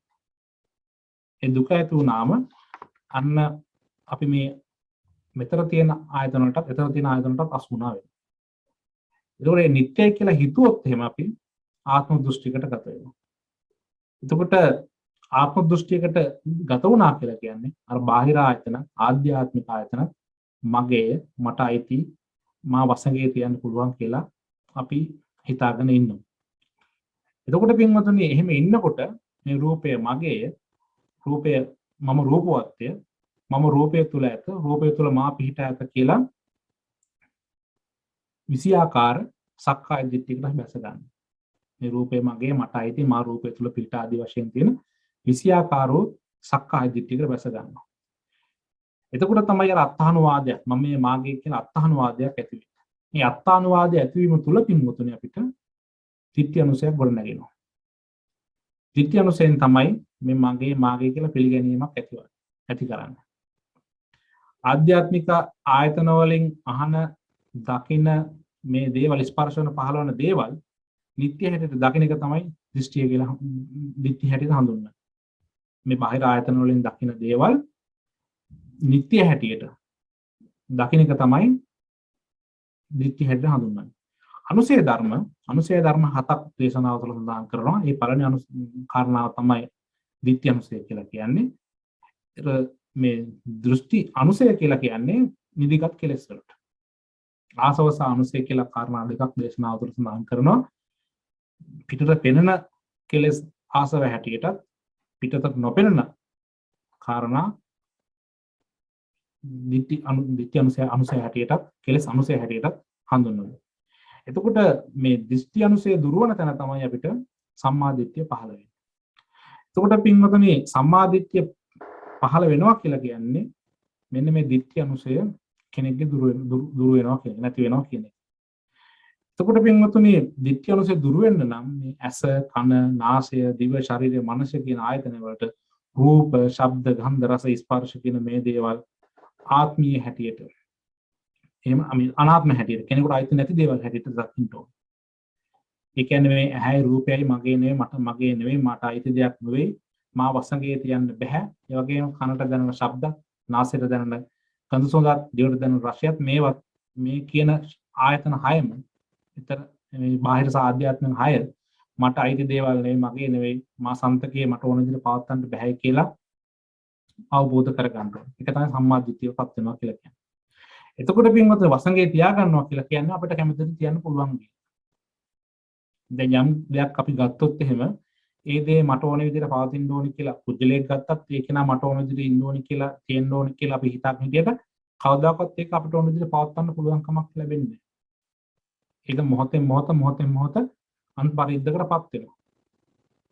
මගේ කියලා අපි හිතාගෙන ඉන්නේ. හැබැයි ඒක ඇත්තටම බැලුවොත් එහෙම කෙනෙක් සම්මාදිට්ඨිය යුක්ත බලනවා යෝනිසෝ මනසිකාරයෙන් මේ දේ දිහා බලනවා නම් ඒක අපිට අයිති කරගන්න පුළුවන් දෙයක් හැටියට දකින්න හම් වෙන්නේ. මොකද හේතු ප්‍රත්‍යයෙන් හටගත්ත දේවල් හේතු නිරුද්ධ වීම තුළ ඵලය නිරුද්ධ වෙනවා කියන කාරණාව අපි හැමෝටම අවබෝධ වෙන්න ඕනේ. ඒක මගේ කියලා ගත්තොත් තමයි අපිට අන්න අර කියපු සක්කාය දිට්ඨියක් ඇති වෙන්නේ. එතකොට පින්වතුනි මේ හේතු ප්‍රත්‍යයෙන් ඇති වෙලා නැති වෙන දේවල් වැරදිහට කෙනෙක් වටහාගෙන ඉන්නවනම් ඒක තමයි සක්කාය දිට්ඨිය හැදෙන්නේ. එතකොට අර මුලින් පැහැදිලි කරා අනුසය හැටියට නිදිගත් කෙලෙස් හැටියට එතකොට මේ හිත ඇතුලේ තියෙන අනුසය ධර්ම අනුසය කෙලෙස් මොන විදිහකටත් අපිට බාහිරට පේන්නේ. එතකොට මේ හිත මතු පිටින් පේන දේවල් ආසව හැටියට ගත්තට වෛරේ ප්‍රෝධය වගේ දේවල් ආසව හැටියට ගත්තට මේ හිත ඇතුලේ තියෙන නිදිගත් කෙලෙස් අපිට පේන්නේ නැහැ පින්වතුනි. අභ්‍යන්තරයේ තියෙන. හරියට අර අලුයට තියෙන ගින්දර වගේ ඒකට හේතුප්‍රත්‍ය ආවට පස්සේ හේතුප්‍රත්‍ය පැමිණීම තුළ නැවත ඇවිලිනවා වගේ අවශ්‍ය ප්‍රත්‍යපහසුකම් එනකොට ඒ ප්‍රත්‍යපහසුකම් තුලින් නැවත ඇතිවීමක් ඇති වෙනවා. එතකොට අතීතයේ යම් සිද්ධියක් සිද්ධ වෙච්ච දෙයක් වර්තමානයේ තුල ඒහා සමානව සිද්ධියක් සිද්ධ වෙනකොට අපේ හිතට එකපාරටම පැමිණෙනවා මෙහෙම දෙයක් ඉස්සරහට වෙලා තියෙනවා මෙහෙමයි කියලා ඒ සිද්ධිය අපේ හිතට නැගෙනවා. අන්න ඒක තමයි නිදිගත් කෙලෙස් හැටියට හඳුන්වන්නේ පින්වතුනි. තවත් ඔක පැහැදිලි කරනවා නම් පින්වතුනි දැන් මේ මොහොතේ මේ බණ අහනකොට මේ පින්වතුන්ගේ හිත තුළ තරහව කියන එක නැති වෙලා තියෙනවා. හැබැයි ඇත්තටම මේ වෙලාවේ මේ පින්වතුන්ගේ තරහ නැති වෙලා තියෙනවද? නෑ. සමහරක් පිට මේ ධර්ම දේශනාව හිතුවතට දීර්ඝ වුණොත් එහෙම හිතේ තරහක් ඇති වෙන්න පුළුවන් ධර්ම දේශනාව නවත්තන්න නැද්ද කියලා. එහෙම නැත්නම් වෙන මොකක් හරි කාරණාවක් තාක්ෂණික වශයෙන් ප්‍රශ්නයක් ඇති වුණොත් තරහ අපේ හිතට එන්න පුළුවන්කම තියෙනවා. හැබැයි කෙනෙක් හොත් එහෙම දැන් තරහ තියෙනවද? නෑ. හැබැයි තරහ ඇත්තම නැතිලාද? නෑ. අවශ්‍ය හේතු කාරණාව ඒ තරහ මතුවෙනවා. ඒ වගේම තමන්ගේ හිතේ රාගය මේ නැති වෙලා තියෙනවා. දැන් මේ වෙලාවේ රාගය තියෙනවද? නෑ පින්වතුනි. හැබැයි අපේ හිතේ තියෙන රාගය නැති වෙලා තියෙනවද? නෑ. අවශ්‍ය කරන ප්‍රත්‍යපහසුකම් ප්‍රත්‍ය ටික එකතු වෙනකොට නැවත මතුවෙනවා. අනේ කොහේ තිබිලාද ඒක එන්නේ? මේ අභ්‍යන්තරයේ තිබිලා තමයි එන්නේ. ඒකට තමයි පින්වතුනි අනුසය හැටියට හඳුන්වන්නේ. ඒතර මේ හේතු ප්‍රත්‍යයෙන් ඇති වෙලා තියෙනකොට ඇත්ත දකින්න නැහැ. තැම්පත් වෙලා තියෙනකොට ditthi අනුසය ඇති වෙනවා. ඒ නිසා පින්වතුනි මේ සක්කාය දිට්ඨිය කියන එක දුරු කරගන්න ඕන. සක්කාය දිට්ඨිය ඇතුණාම පින්වතුනි සක්කාය දිට්ඨිය තුළ මේ පංචස්කන්ධය ග්‍රහණය කරගන්න. පංචස්කන්ධය ග්‍රහණය කරගත්තාම පින්වතුනි පංච උපාදානස්කන්ධය ඇති වෙනවා. පංචස්කන්ධය කියන එක පින්වතුනි සාමාන්‍යයෙන් රහතන් වහන්සේලාට තියෙන දෙයක්. පංචස්කන්ධය කියන එක. හැබැයි මේ පංචස්කන්ධය පංච උපාදානස්කන්ධය කරගත්තොත් එහෙම ඒ කියන්නේ රූප වේදනා සංඥා සංකාර කියන මේ පංචස්කන්ධය රූප උපාදානස්කන්ධ වේදනා උපාදානස්කන්ධ සංඥා උපාදානස්කන්ධ සංකාර උපාදානස්කන්ධ විඥාන උපාදානස්කන්ධ කරගත්තොත් එහෙම තමයි අර පංචස්කන්ධයට වඩා උපාදාන බරයි තදයි කියන්නේ. එතකොට රූපය කියන එක තදින් බරට මම මාගේ කියලා අල්ලගෙන ඉන්නවනම් පිළිගෙන ඉන්නවනම් මගේ කොට ආත්මය කොට පිළිගන්නවා නම් වේදනා සංඥා සංකාර විඥානත් ඒ විදිහටම තමයි මගේ මාගේ කොට අල්ල ගන්නවා නම් අන්න ඒක තමයි පංච උපාදාන පංචස්කන්ධ පංච උපාදානස්කන්ධ බවට පත් වෙන්නේ. එතකොට තමයි ආත්මීය වශයෙන් පිළිගැනීමක් ඇති වෙන්නේ. එතකොට පින්වතුනි මේ අපේ හිතට එන හැම දෙයක්ම අපි එහෙම උපාදානය කරගන්නෙත් නැහැ. දැන් උදාහරණයක් හැටියට ගත්තොත් එහෙම පින්වතුනි අපි සාමාන්‍යයෙන් ගෙදර අතු ගන්න කොස්ස සෑමදාම අතු ගාලි වෙලා තියෙන තැන තිබ්බොත් අපි අතු ගන්න ඕන නම් අපි ගිහිල්ලා එතනින් ගන්නවා. දැන් වෙනදා එක දවසක් කොහමම අතු ගා ඉන්නකොට අපිට මොකක් හෝ වෙන කාර්යයකට යන්න උනොත් එහෙම අපි වෙන තැනකින් කොස්ස තියලා අපි යනවා. ආය අතු ගන්න ඕන නම් අර වෙනදා තියෙන තැනට අපි පුරුද්දට ගියාට කොස්ස එතන නැහැ. ඊට පස්සේ කල්පනා කරන මොහොතක් කොතනද මම කොස්ස තිබ්බේ කියලා. අර උපාදානීය තදින් තිබුණු නිසා තමයි පුරුදු තැනට අපි ගියේ. අර తాවකාලිකව කොස්ස තිබු තැනට අපි එකපාරටම ගියේ නැහැ. ඇයි ඒ තදින් උපාදාන නොවුණු නිසා. ඔක තවදුරටත් පැහැදිලි කරනවා පින්වතුනි. අපි ගත්තොත් එහෙම අපි ගාව තියෙන වටිනාකම අපි සම්මත කරන මිල මුදල් වෙන්න පුළුවන්. එහෙම නැත්නම් රණාභරණ වගේ මොන හරි අපිට වටිනවා කියලා අපි හිතාගෙන ඉන්න මොන හරි දෙයක් අපි කොතන හරි තැනක ගිහිල්ලා සංගවනවා. අපේ හිතෙන් ඕක කොවිලාවක් නැති වෙනවද? කොවිලාවක් නැති වෙන්නේ නැහැ. ඇයි? අපි ඒ දේ අපි තදින් උපාදානය කරගෙන ඉන්න නිසා. මේ උපාදානය වෙලා තියෙන පින්වතුනි හේතුත් එක්ක කොස්ස කියන කාරණාව අපිට හේතුවක් වුණේ තදින් අල්ලගන්න. හැබැයි අර මිල මුදල් එහෙම නැත්නම් රණාභරණ ඒ කියන දේවල් අපිට හේතුවක් වුණා තදින් අල්ලගන්න. උපාදානය කරගන්න. ඒ නිසා තමයි ඒක සංගෝපදන් අපිට අමතක නොවෙන්නේ. ඒතර తాවකාලිකව තිබු කොස්ස తాවකාලිකව තන තිබ්බ කියන කාරණාව අපිට අමතක වෙන්නේ ඔය කියන අදහසත් එක්ක හේතුවත් එක්ක. ඒ නිසා මේ අර වටිනවා කියලා හිතගෙන හිටපුව අපි භාණ්ඩ ටික හංගපතන අපේ හිතේ තියෙන වගේම ගැඹුරු හංගලා තියාගෙන වගේ මේ උපාදානත් අපේ හිතේ තදින් හේතු හැටියට තැන්පත් වෙලා තියෙනවා. ඒක පංචස්කන්ධයට පින්වතුනි පංච උපාදානස්කන්ධ වුණාම උපාදානයට පුළුවන් වෙනවා පින්වතුනි භවයක් හදන්න. උපාදාන පත්‍ය භව හැටියට හඳුන්වන්නේ නිසා. නැවත උප්පත්තියක් ඇති. භව පත්‍ය ජාති. භවයේ හේතු කොටගෙන කොහේ තැනක උප්පත්තියක් ඇති වෙනවා. භව පත්‍ය ජාති. කොහේ තැනක උප්පත්තියක් ඇති වෙනවා. එහෙම වෙන්නේ පින්වතුනි අවිද්‍යාව නිසා. ඒ අවිද්‍යාව හේතු කොටගෙන අපි සසරට නැවත හැදිලා බැඳිලා පවතිනවා. දැඩිව අල්ලගෙන හිටියම භවය තුලින් උප්පත්තියක් ඇති වෙලා ඒ උප්පත්තිය තුල අවිද්‍යාව නිසා නැවත අපි මේ සංසාරෙට ඇදිලා බැඳිලා පවතිනවා. එතකොට පින්වතුනි ඒ නිසා තමයි අපි අර බාහිර ආධ්‍යාත්මික ඊතර සහ මෙතර කියන මේ ආයතන වලට අපි හසු වුණොත් එහෙම බාධාවට හසු වුණොත් එහෙම අපිව මුහුදට කරා ගමන් කරන්න අදාර කොටේ මුහුදට කරා ගමන් කරන්නේ නැහැ වගේ නිවන කරා ළඟා වෙන්න පුළුවන් කමක් ලැබෙන්නේ නැහැ. ඒ නිසා ඒ තියෙන අවිද්‍යාවෙන් නොදැනීම නිසා මේ ආයතන තුලින් ආයතන තුලින් ලබා ගන්නා වූ අරමුණු ආස්වාදනය එහෙම නැත්නම් වින්දනය කරනකොට අපි ඒවා ඉෂ්ටයි කාන්තයි මනාපයි පිය රූප හැටියට ගන්නවා. ඉෂ්ඨා කාන්තා මනාපා පිය රූපා කාමෝපසංගිතා රජනීය හැටියට ගන්නවා. මේ දේවල් ඉෂ්ටයි කාන්තයි ප්‍රිය රූප හැටියට කෙලෙස් ඇති වෙන දේවල් හැටියට තමයි අපි ගන්න.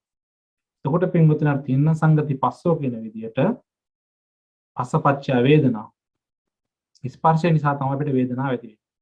ඒ අර ඉෂ්ටයි කාන්තයි මනාපයි පිය රූප හැටියට අපිට පවත්වන්න පුළුවන් කියලා අපි හිතාගෙන ඉන්න නිසා. එතකොට මේ විඳීම අපි පිළිගන්නවා. පිළිගන්නවා කියලා කියන්නේ අර දර කොටේ මොහොතට යන්නේ නෑ වගේ අපිවත් නිවන කරා ළඟා වෙන්න පුළුවන් කමක් හම්බෙන්නේ නැහැ. ඇයි ඒ? අයෝනිසෝ මනසිකාරයෙන් අපි මේ දේවල් මට අයිති මට පවත්වන්න පුළුවන් මගේ දේවල් හැටියට අපි හිතාගෙන ඉන්න නිසා. එතකොට අපි පුරුදු කරන්න ඕන පින්වතුනි හරි විදියට බලන්න. එහෙම නැත්නම් යෝනිසෝ මනසිකාරයෙන් බලන්න.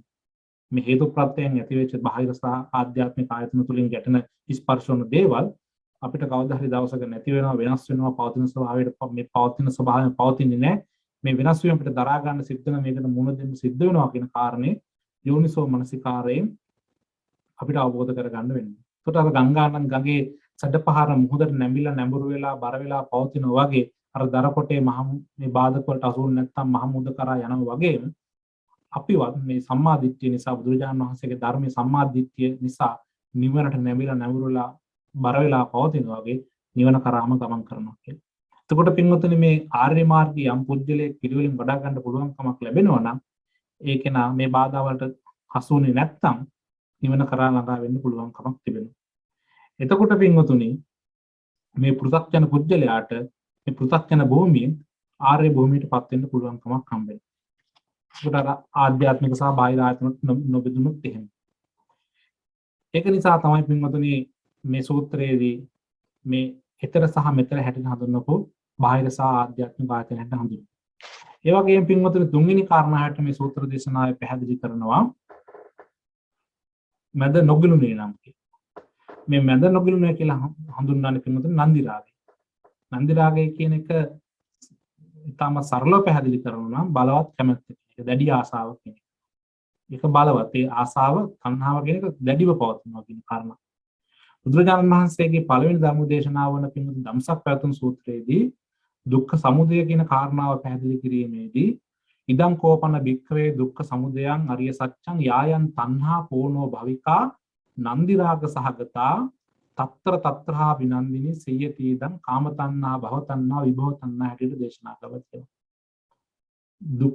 දුකට හේතුව කියන කාරණේ දුක ඇතිවීමට හේතුව හැටියට බුදුරජාණන් වහන්සේ ධම්සක් පැවතුම් සූත්‍රයේදී දේශනා කරනකොට නන්දි රාග කියන වචනේ පැහැදිලි කරලා තියෙනවා. නන්දි රාග සහගතා తත්‍ර తත්‍රා විනන්දිනී යම් තැනෙක් ඒ තන බලවත් ලෙස ඇලීමක් ඇති වෙනවා නම් කාම තණ්හා භව තණ්හා විභව තණ්හා කියන දේවල් තියෙනවා. කාම තණ්හාව කියලා කිව්වේ පින්වතුනි රූප කාම, ශබ්ද කාම, ගන්ධ කාම, රස කාම, ස්පර්ශ කාම කියන මේ දේවල් පිනවන්ට තියෙන ආසාව, මේවට ඇති කැමැත්ත. භව තණ්හාව කිව්වේ මේ නැවත නැවත උත්පත්ති ලැබෙන භවයට තියෙන ආසාව. විභව තණ්හා කිව්වේ මේ දිව්‍ය ලෝක, රූපී, අරූපී, බ්‍රහ්ම ලෝක වල උත්පත්ති ලබන්න තියෙන කැමැත්ත පින්වතුනි. එතකොට මේ පංචස්කන්ධෙට පින්වතුනි ඇලීමක් තියෙනවා. ඒ ඇලීම තියෙන නිසා අපට නොඑක ආකාර නම් ගොත් ආදී තබාගෙන ඒ කෙරෙහි අපි ඇලීමක් ඇති වෙනවා. එතකොට බුදුරජාණන් වහන්සේ මේ සෑම දෙයක්ම පුජ්‍යල සංකල්ප හැටියට ගත්තේ නැහැ. බුදුරජාණන් වහන්සේ මේ සෑම කෙනෙක්ම පංචස්කන්ධ හැටියට තමයි ගත්තේ. දැන් අපි ගත්තොත් මේ 1 2 3 කියලා පුජ්‍යල ගණන් කරාට බුදුරජාණන් වහන්සේ මේ සියල්ලක්ම මේ සෑම කෙනෙක්ම පංචස්කන්ධ හැටියට තමයි ගත්තේ. එතකොට පින්වතුනි මේ අපි මුලදී මගේ මාගේ මේ පිටස අල්ලලා නොහිටියට අපිට කාලයක් යනකොට අපි සමාජ තුළ කටයුතු කරනකොට අපිට බිරිඳ, ස්වාමියා, දරුවෝ, ඥාති, හිත මිත්‍රාදී මේ විදිහට අපි අපේ පැවැත්මට ඕන කරන විදිහේ දේවල් අපි ලං කරගන්නවා, අල්ලගන්නවා. එතකොට පින්වතුනි, මේ දේවල් කොතරම් ඇලුනත්, කොතරම් ඇල්මක් ඇති වුණත් අපි අල්ලගෙන හිටියද අපිට කොහේ හෝ තැනකදී වෙන වෙන්න සිද්ධ වෙනවා. අත්හරින්න සිද්ධ වෙනවා. මොකද මේ හැම බැඳීමක්ම වෙනවීමකින් අවසන් වෙනවා. වෙන නොවි තියන්නේ නැහැ කිව්වොත්. දැන් දෙමව්පියෝ දරුවෝ ගත්තත්, දරුවෝ දෙමව්පියෝ ගත්තත්, ස්වාමියා භාර්යාව ගත්තත්, භාර්යාව ස්වාමියාව ගත්තත් මේ තියෙන එකිනෙකාට තියෙන සම්බන්ධතා සෑම එකක්ම ගත්තාම මේ සෑම එකක්ම අපිට කොහොම තැනකදී අතහරින්න සිද්ධ වෙනවා. ඒ නිසා තමයි කිව්වේ හැම බැඳීමක්ම වෙනවීමකින් කෙරවෙනවා.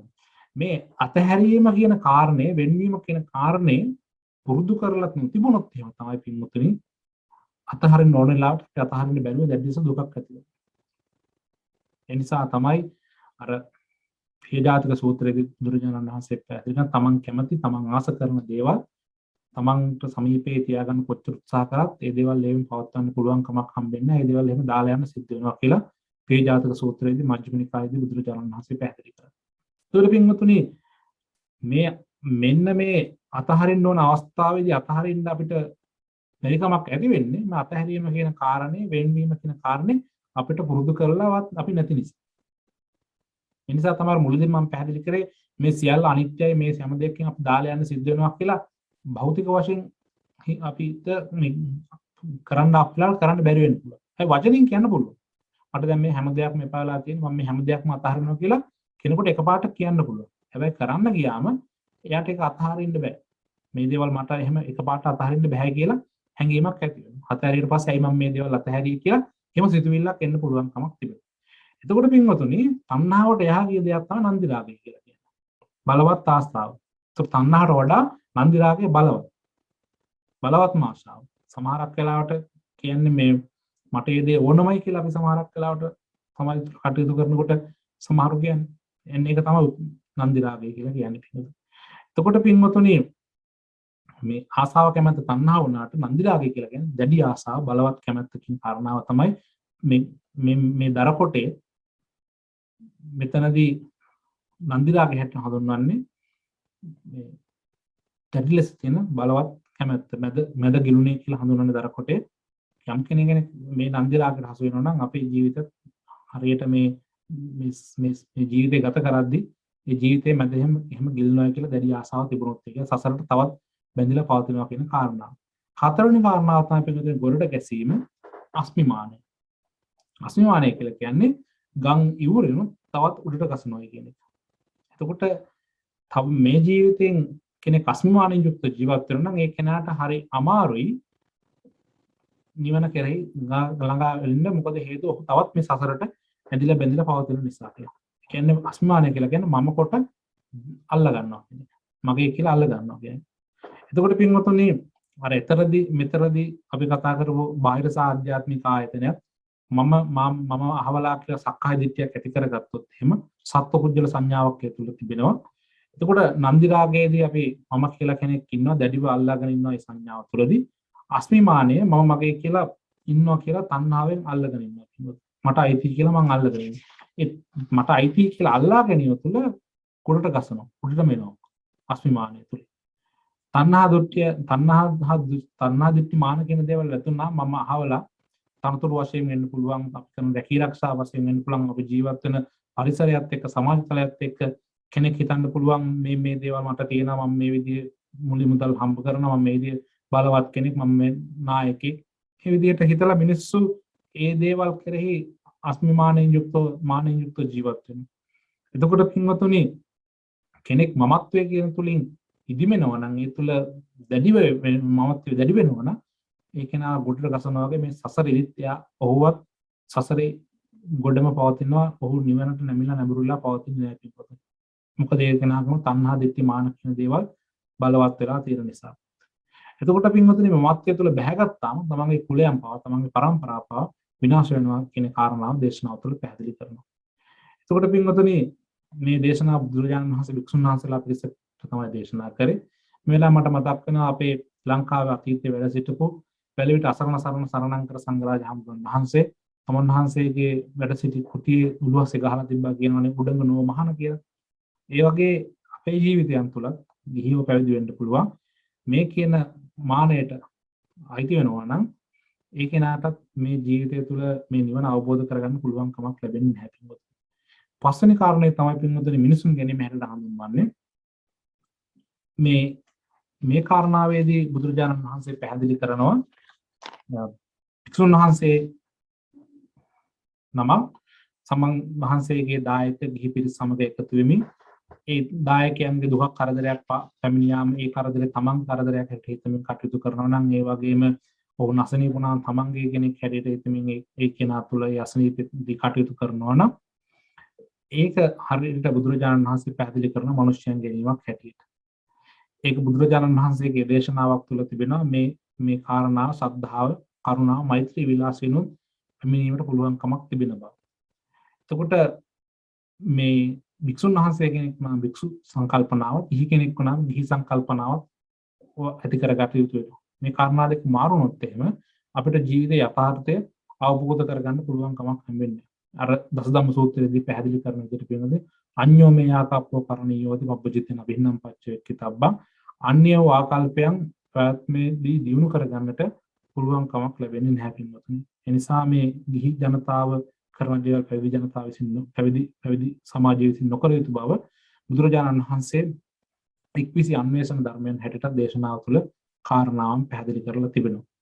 එතකොට පින්වතුනි සිව්පසයේ ලබා දෙන දායකයන්ට හැම වෙලාවෙම ධර්මය අවබෝධ කරගනිමින් ධර්මය අවබෝධ කරගමින් ඔවුන්ව යහමඟට ගැනීම තමයි හැම වෙලාවෙම සිද්ධ කර යුතු කාරණාවක් බවට පත් වෙනවා. කෙනෙක් අසනීප වුණා නම් ගිහිල්ලා බලන්න ගියාම ඒ අසනීප තත්ත්වය තුළ මේ ජීවිතය රෝග නිද්දම් පබංගුරන් කියන විදිහට මේක ශරීරය කියලා කියන්නේ මේ ලෙඩවලට ගබ නිදහම් වෙලා තියෙන තැනක් ශරීරය කියලා කියන්නේ. ඉතින් එතකොට මේ ජීවිතයේ තියෙන යථාර්ථය අපිට අවබෝධ කරගන්න පුළුවන් කමක් ලැබෙනවා නම් අන්න එතකොට මේ පුජ්‍යලයට ජීවිතය තුළ නිවන පිණිස එහෙම නැත්නම් ජීවිතේ ලෝකෝත්තර ජීවිතය පැත්තට තමන්ගේ ජීවිතේ නැඹුරු කරගන්නට හැකියාවක් ලැබෙනවා පින්වතුනි. ඒ වගේම පින්වතුනි 6 වෙනි කාරණා හැටියට හඳුන්වන්නේ බුදුරජාණන් වහන්සේ මිනිසුන් ගැනීම හැටියට කතමාච බික්කවේ අමනුස්සග්ගාවෝ මිනිසුන් ගැනීමක් හැටියට අමනුෂ්‍යයන් ගැනීමක් හැටියට හඳුන්වනවා. අර දරකොටේ වුණත් අමනුෂ්‍යයන් ගැනීමක් හැටියට හඳුන්වන්නේ මේ සමාජය තුළ අපිට අදට දකින්න හම් වෙනවා සමහරක් වෙලාවට අපිට අහන්න දකින්න ඕන තරම් මේ වගේ කාරණාවක් තියෙනවා. නොඑකෝ දිව්‍ය ලෝකතල හෝ බ්‍රහ්ම ලෝකතල හෝ දිව්‍ය ලෝකයන් ප්‍රාර්ථනා කරගෙන මේ විදිහේ පින්කම් සිද්ධ කරන්න පුළුවන්. මේ වගේ දේවල් සිද්ධ කරපුවාම නිවන් දකින්න ඕනේ මේ විදිහේ දිව්‍ය ලෝක බ්‍රහ්ම ලෝක වල උප්පත්ති ලබන්න පුළුවන් කියලා කෙනෙක් ඉන්නවා. කෙනෙක් ප්‍රකාශ කරන අය වුණ තරම් මේ සමාජයට දකින්න පුළුවන් කමක් ලැබෙනවා. කෙනෙක් දිව්‍ය ලෝක බ්‍රහ්ම ලෝක ප්‍රාර්ථනා කරගෙන පින්කම් සිද්ධ කරනවා නම් අන්න ඒක න අමනුෂ්‍යයන් ගැනීමක් හැටියට තමයි හඳුන්වන්නේ. එතකොට පින්වතුනි අපේ සම්මත සමාජය තුළ අමනුෂ්‍යයන් ගැනීම හැටියට කාරණාව කියන්නේ හොඳ නැති කාරණාවක් හැටියට හඳුන්වන්නේ. එතකොට මේ බඹසර තුළ ජීවත් වෙන කෙනෙක් නිවන ප්‍රාර්ථනා කරගෙන මේ ලෝකෝත්තර ජීවිතය සාක්ෂාත් කරගෙන යහපත් කරගන්න කෙනෙක් හිතන්නේ නැත්නම් ඒ තුළ කටයුතු කරන්නේ නැත්නම් අන්න ඒක න අමනුෂ්‍යයන් ගැනීමක් හැටියට හඳුන්වනවා. ඒ වගේම පින්වතුනි 7 වෙනි කාරණා හැටියට මේ දේශනාව තුළ සඳහන් කරන්නේ දියසුලියකට හසු වීම. අර තරකොටේ ගඟේ මැද හෝ ගඟෙන් පහළට ඇදෙනකොට දියසුලියකට හසු වුණොත් එකමතර කැරකෙමින් තියෙනවා. ඊට පස්සේ කොහේව තැනකට විසික් වෙන්න පුළුවන්කම තිබෙනවා. ඒකට පින්වතුනි මේ ජීවිතය තුලත් අපි මේ දියසුලියකට හසු වීම හැට හඳුන්වන්නේ මොකක්ද? පංචකාම. රූපකාම, ශබ්දකාම, ගන්ධකාම, රසකාම, ස්පර්ශකාම කියන එක.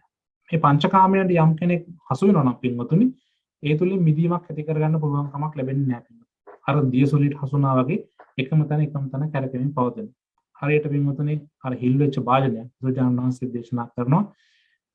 හිල් වෙච්ච භාජනයකින් වතුරකින් පුරවන්න ගියාට කොයි වෙලාවකත් අපිට ඒක පුරවලා නිම කරන්න පුළුවන් කමක් හම්බෙන්නේ ඇයි?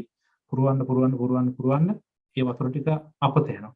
ඒ වගේම තමයි පින්වතුනි මේ කියන පංචකාම සම්පත්තිය අපි කොයිතරම් දුරට තෘප්ත කරන්න හැදුවත් සම්තරපණය කරන්න හැදුවත් ඒක සම්තරපණය කරලා ඉවර කරන්න පුළුවන් කමක් ලැබෙන්නේ නැහැ. ඇහැට රූප දකින්න හෝ කනට ශබ්ද කනට සාහන ශබ්ද නාසයට ගඳ සුවඳ දිවට දැනෙන රසය ශරීරයට දැනෙන ස්පර්ශ මේ කියන දේවල් කොච්චර වුණත් අපි සම්තෘප්ත කරන්න හැදුවත් මේ ඉන්ද්‍රියන් කොයි වෙලාවක සතුටු කරලා අපිට නිවා කරන්න පුළුවන් කමක් ලැබෙන්නේ නැහැ. එතකොට පින්වතුනි මෙන්න මේ රූපකාම, ශබ්දකාම, ගන්ධකාම, රසකාම, ස්පර්ශකාම කියන මේ පංචකාමිත යම් කෙනෙක් හසු වෙනවා නම් හරියට දරකොටේ ගඟ මැද තියෙන දේසුලික හසුනාවගේ කොතර කැරකෙමින් තියෙනවා. අපිත් මේ ජීවිතය තුළ ඔය කියන මේ පංචකාම සම්පත්තිය විඳීමට ගියොත් එහෙම අපිත් මේ සමාජය තුළ මේ ජීවිතය තුළ සංසාර ගමනේදී එකම තැන කැරකෙමින් යනවා. එතකොට පින්වතුනි අපි කෙනෙක් හිතුවොත් එහෙම ජනප්‍රිය වෙලා ඒ කියන්නේ ජනප්‍රියතාවය පවත්වා ගන්න වෙහස මහන්සි වෙන්න ඕන. ඒ කියන්නේ ඇයි අර අනුර කියන පංචකාම සම්පත්තිය තියෙන ආසාව කැමැත්ත නිසා. ඉතින් ඒතර පින්වතුනි අපි ඔය සූලියට හසු නොවි ගමන් කරන්න පුළුවන් කමක් ලැබෙනවා නම් නිවන කරා ළඟා වෙන්න පුළුවන් කමක් නැහැ. අවසාන කාරණා හැටියට බුදුරජාණන් වහන්සේ දේශනාව තුළ සඳහන් කරන්නේ මැද කුණු වීම. මැද කුණු වුණොත් එහෙම සමහරක්කට ඒක කෑලි කැඩලා ගඟ ඇතුළටම කිලා බසින්න පුළුවන් කමක් තිබෙනවා. සමහරක් වෙලාවට අපි කියන්නේ වී ගත්තොත් බොල් වී කියලා පොත්ත හොඳට තිබුණාට ඇතුළෙන් මොකුත් නැහැ. ඒ වගේම පුහු පොල් කියලා ගත්තොත් එහෙම gediya හොඳට එළියෙන් තිබුණට විඳලා බලනකොට ඇතුලේ මොකුත් නැහැ. ඒ වගේ තමයි පින්වතුනි මේ ජීවිතය තුල මේ ශාසනය තුල මේ සමාජය තුල මිනිස්සු ඉන්නවා එළියෙන් හොඳට සිල්වත් කියලා පෙන්නමින් සිල්වත් නොවි ජීවිත දෙකක් තියෙනවා එතකොට. ශ්‍රද්ධාවන්ත නොවි ශ්‍රද්ධාවන්ත රහත් නොවි රහත්ත්වය ප්‍රකාශ කරනවා. ඒ වගේම බමසර හැසිරෙන්නේ නැතුව බමසර හැසිරෙනවා කියලා ප්‍රකාශ කරනවා. එතකොට පින්වතුනි බුදුරජාණන් වහන්සේ දේශනා කරන බුදුරජාණන් වහන්සේගේ නවාරාදී ගුණයන් තුල රහසින්වත් පවු නොකර කියලා අරහන් කියලා බුදුරජාණන් වහන්සේට හැඳින්වෙන නිසා. එතකොට එහෙම බුදුරජාණන් වහන්සේ රහසින්වත් එහෙම පවක් කළේ නැහැ. ඒතර ජීවිත චරිත දෙකක් තිබුණේ නැහැ.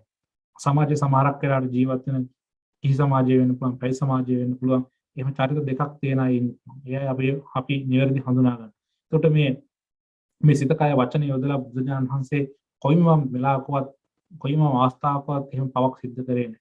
ඒ නිසා අපි එවැනි ශාස්ත්‍රඥ වහන්සේ කෙනෙක්ගේ ධර්මයක් අනුගමනය කරන මිනිසුන් හැටියට පුජ්‍යලයන් හැටියට අපේ ජීවිතය තුළ අපි හැම වෙලාවෙම මේ කියන වැරදි දේවල් වලට හසු නොවි වැරදි පැත්තට හසු නොවි වැරදි දේවල් නොකට අපේ ජීවිතයත් එළියටත් ඇතුළටත් එකම ජීවිතය තබා ගැනීමෙන් කටයුතු කරන්න පුළුවන්කමක් ලැබෙනවා නම් ශ්‍රද්ධාව සහ සීලයෙන් ප්‍රඥාවෙන් යුක්තව කටයුතු කරන්න පුළුවන්කමක් ලැබෙනවා නම් ඒ දේවල් නැතුව ඒ දේවල් තියනවා කියලා එළියට නොපෙන්නමින් ජීවිතය ගත කරන්න පුළුවන්කමක් ලැබෙනවා නම් අපේ ජීවිතයත් ඇතුළත කුණු වීමක් බවට පත් වෙන්නේ නැහැ පින්වතුනි. ඒකට ශ්‍රද්ධාවන්ත නොවි ශ්‍රද්ධාවන්ත වෙන්න ඕනේ කියලා 아무තෙන් පෙන්වන්න දෙයක් නැහැ සමාජයට. චරිත දෙකක් බවට පත් වෙන්නේ. එතකොට පින්වතුනි අර මේ සූත්‍ර දේශනාව තුළ පැහැදිලි කරපු විදිහට අර දරපොටේ මැද කුණු වුණොත් එහෙම කෑලි කෑලි කෙල්ල දිරලා අඟ ඇතුළට බහිනවා වගේ අපේ මේ ජීවිතයත් මේ සසරෙම කොහේ තැනකට ගිලා බසිනවා ආයේ ගොඩේමක් සිද්ධ වෙන්නේ නැහැ පින්වතුනි. ඉතින් එතකොට පින්වතුනි මේ මරණයෙන් පස්සේ සුගතිගාමි වෙන්න නම් අපිට මේ වගේ චරිත දෙකක් නැතුව මේ බාධක අටට හසු නොවි කටයුතු කිරීම අනිවාර්ය වෙනවා. එතකොට පින්වතුනි මේ සූත්‍ර දේශනාව අසාගෙන හිටපු නන්ද ගෝපලුවා බුදුරජාණන් වහන්සේ සමීපයට ඇවිල්ලා කිව්වනේ මේ බාධක අටට මං අසු වෙලා නැහැ මාව පැවිදි කරන්න කියලා. බුදුරජාණන් වහන්සේදී ඒ වෙලාවේදී ප්‍රකාශ කරනවා තමන්ගේ ගවය ටික තමන්ගේ ස්වාමියාට බාර දෙන්න කියලා. ඒ වෙලාවේ වක්කීමක් ඉෂ්ට කරමින් හිටියේ. ඒ වක්කීම නිමා කරලා හැමෙන්න හැටියට කිව්වා. මොකද නන්ද ගෝපාලතුමා ගෝපලෙක් හැටියට උනත් බුදුරජාණන් වහන්සේගේ ශාසනයට ඇවිල්ලා පැවිදි භාවයට පත් වෙලා රහත් භාවයට පත් වෙන්න. අර ගංගානම් ගඟේ එන වතුර ටික ඔක්කොම මහ මුහුදට ගමන් කරනවා වගේ නැමිලා නැඹුරුලා බරවලා තියෙනවා වගේ මේ ශාසනයට යම් කෙනෙක් මොනහෝ කුලයකින් හෝ මොනහෝ තැනකින් පැමිණෙන පුජ්‍යලේ මේ බුදුරජාණන් වහන්සේගේ ධර්මය මේ බාධා අතර අසු නොවි සම්මාදිට්ඨිය යුක්තව කටයුතු කරනවා නම් ඒ පුජ්‍යලයාට නිවන කරා ළඟා වෙන්න පුළුවන් කමක් ලැබෙනවා. තමන්ගේ ධර්ම මාර්ගයේදී ධර්මය අවබෝධ කරගෙන කටයුතු කරන්න පෙසමාංශ වෙනකොට එකපාරට තමන්ගේ හිතට නැගුණොත් එහෙම මම අර සිද්ධ කරමින් හිටපු වක්කීම හරියට මට නිමා කරන්න බැරි වුණා, ඉවර කරන්න බැරි වුණා. ඒ ඉවර කරන්න බැරි වීම තුළ යම් සිත්වලක් ඇතුනොත් එහෙම තමන්ගේ අරමුණ හරියට සාක්ෂාත් කරගන්න පුළුවන් කමක් හම්බෙන්නේ නැහැ. නන්ද ගෝපාලතුමා ඒ කාර්ය මග නමාගසමින් මහාන වුණා නම් සමහරක් වෙලාට නැගුණොත් එහෙම අදහසක් මට ඒ කාර්ය නිමා කරන්න නොහැකුණා කියන හැඟීමක් ඇති වුණොත් එහෙම ධර්මය අවබෝධ කරගන්න අවස්ථාවේදී එතකොට තමන්ගේ හිත තුළ යම් කනගාටුවක් ඇති වෙනවා. එතකොට අර අරමුණ හරියට ඉෂ්ට කරගන්න පුළුවන් කමක් ලැබෙන්නේ. ඒ නිසා තමයි බුදුරජාණන් වහන්සේ කිව්වේ පිළිවෙලකට ඒ කාරණාව සිද්ධ කරන් එන්න කියලා. ඒ නිසාම තමයි නන්ද ගෝපාලතුමාට නන්ද හාමුදුරු හැටියට පැවිදි උපසම්පදාව ලැබලා රහත් භාවය ලබා ගන්න පුළුවන් කමක් ලැබෙනවා. ඒ නිසා මොන තැනකින් ආවත් අර වතුර ටික මහ මුහුදට ගමන් කරනවා වගේ මේ ශාසනයට කොහෙන්ම ඇතුළත් වෙන කුජලය මොනතරම් විදිය ධර්ම දේශනාවන් ශ්‍රවණය කරගෙන මොන විදියට ආවත් අවසානයේ මහ මුහුදට එනවා වගේ මේ සෑම තැනකින් එකතු වෙලා මොන විදිය ධර්ම කාරණා පැහැදිලි කරගෙන ආවත් මේ නිවන කියන තැනට මහ මුහුදට ගමන් කරනවා වගේ නිවන කියන තැනට එන්න ඕනේ. මොකද මොන විදිය වතුර ආවත් අවසානයේ දුම් රස ගන්නවා වගේ මේ නිවනටම බර වෙලා නිවන කෙරෙහිම පවතිනවා. ඉතින් එතකොට පින්වතුනි අපි මේ සූත්‍ර දේශනාව තුළ පැහැදිලි කරපු විදියට ඊතර ආයතන වලට ඊතරටත් මැදගිලෙන්නේ නැතුව උඩට ගසන්නෙත් නැතුව මිනිස්යන් ගැනීමක් නැතුව අමනුෂ්‍යයන් ගැනීමකුත් නැතුව දියසොලියකට හසු නොවි ඇතුළත මැදකුණු නොවි නිවන කරාම ගමන් කරන්න පුළුවන්කමක් ලැබෙනවා නම් බාධක වලට හසු නොවි ගමන් කරන්න පුළුවන්කමක් ලැබෙනවා නම් අන්න අර කියපු ආර්ය අෂ්ටාංගික මාර්ගය තුල ගමන් කරන්න පුළුවන්කමක් ලැබෙනවා නම් දුකට හේතුව දුක නැති කිරීමේ මාර්ගය කියන මෙන්න මේ චතුරාර්ය සත්‍ය අවබෝධ කරන තණ්හාව තිතිමාන ඇති කරගන්න නැතුව මේ යථාර්ථය හරියට අවබෝධ කරගන්න පුළුවන් නම් අපිට නිවන කරාම නැඹුරු වෙන්න පුළුවන්කම තිබෙනවා. ඒ නිසා ඒ සඳහා අපිට තියෙන එක මාර්ගය තමයි මේ බුදුරජාණන් වහන්සේගේ දේශනාව ශ්‍රවණය කිරීම, ඒ තුළ තියෙන යථාර්ථය අවබෝධ කර ගැනීම, ක්‍රමක්‍රමයෙන් පුරුදු වීම. ඒ පුරුදු වීම තුළ ධර්මයේ තුලින් තමන්ගේ සිතුවිලි පරම්පරාවන් යහපත් කරගන්න පුළුවන්කම ලැබෙනවා. යහපත් කර ගැනීම තුළ භාවනාදී වැඩිම තුළ තමන්ගේ මනස නිරවුල් කරගෙන සමාධියටපත් කරගන්න පුළුවන්කමක් හම්බෙනවා. ඒ සමාධියටපත් කරගන්න භාවනාව වගේම ධර්මයේ ශ්‍රවණය කිරීමත් වැදගත් වෙනවා. ඉතින් ඒ නිසා මේ ධර්ම දේශනාවන් ශ්‍රවණය කරලා ඒ තුළ අවබෝධ කරගත යුතු කාරණා වන්නේ තමන්ටත් අපේ ජීවිතවල තියෙන වැරදි අඩුපාඩුකම් නිවැරදි කරගෙන ඒ තුළින් තමන්ගේ කටයුතු සාර්ථක කරගෙන කටයුතු කරගන්නට අපි හැම වෙලාවම අදිෂ්ඨාන කරගන්න ඕනේ. ඒ නිසා මේ වෙලාවේදී මේ අදිෂ්ඨානය ඇති කරගෙන ඒ වෙනුවෙන් මේ පින්වතුන්ට වෙහෙසෙන්න කටයුතු කරන්න සිළුම ආකාරයේ ශක්ති ධෛර්ය වාසනාව ලැබේවා කියන ප්‍රාර්ථනාව සිද්ධ කරමින් ධර්මදේශනාව මීට වඩා දීර්ඝ කරන්න බලාපොරොත්තු වෙන්නේ